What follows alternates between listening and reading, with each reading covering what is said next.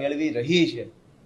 આમ જનતા, સામાન્ય માણસ, છેવાડાના લોકો આમ આદમી પાર્ટીને આશીર્વાદ આપીને, પ્રેમ આપીને પાર્ટીને મજબૂત બનાવી રહ્યા છે।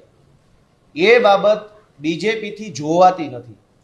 આમ આદમી પાર્ટી ગુજરાતમાં મજબૂત બની રહી છે, એનાથી ભાજપના પેટમાં નકલી તેલ રેડાય છે અને એટલે ગુંડાગીર્દી ઉપર ઉતરી આવ્યા છે। થોડાક દિવસો પહેલા આપે જોયું કે અમારા નેતા યુવરાજસિંહ જાડેજા જીવના જોખમે એમણે ભૂંડ અને ગાયના માંસવાળા દૂધનો પર્દાફાશ કર્યો। એ પણ ગુજરાતની અંદર પેદા થાય છે। ભૂંડ અને ગાયનું માંસ નાખી, યુરિયા ખાતર નાખી, ઝેરી કેમિકલ વાળું દૂધ બનાવી ગુજરાતના વિવિધ દૂધ સંઘોમાં ભરનારા માફિયાઓનો પર્દાફાશ યુવરાજસિંહે કર્યો। એ પર્દાફાશ કરતી વખતે એમના ઉપર જીવલેણ હુમલો થયો, પરંતુ પોલીસે આજ દિવસ સુધી ફરિયાદ લખી નહીં। જે કામ ગુજરાતની સરકારે કરવાનું હોય, જે કામ સરકારના વિભાગે કરવાનું હોય, એ કામ તો યુવરાજસિંહ કરી રહ્યા છે। યુવરાજસિંહને એવોર્ડ આપવાના બદલે, સન્માનિત કરવાના બદલે એમના ઉપર હુમલો કરનારા માફિયાઓને ભાજપની સરકાર છાવરે છે। એ બહુ દુર્ભાગ્યપૂર્ણ છે। અને જ્યારથી આમ આદમી પાર્ટી મેં કીધું એમ મજબૂત બની, તો હુમલાઓની રાજનીતિ ચાલુ થઈ।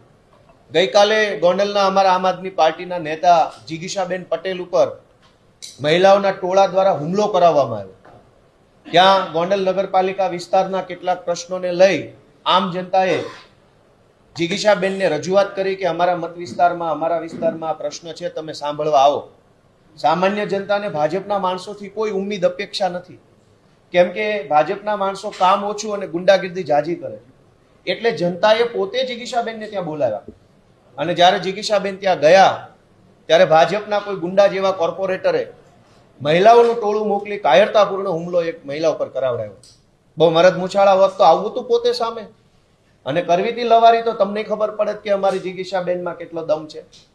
પણ કાયરતાપૂર્ણ કૃત્ય, જેમ રામાયણમાં રાવણ છે એ સાધુનો વેશ ધરીને આવ્યો, એમ ભાજપના ગુંડાઓ હવે બહેનોને આગળ કરી રહ્યા છે।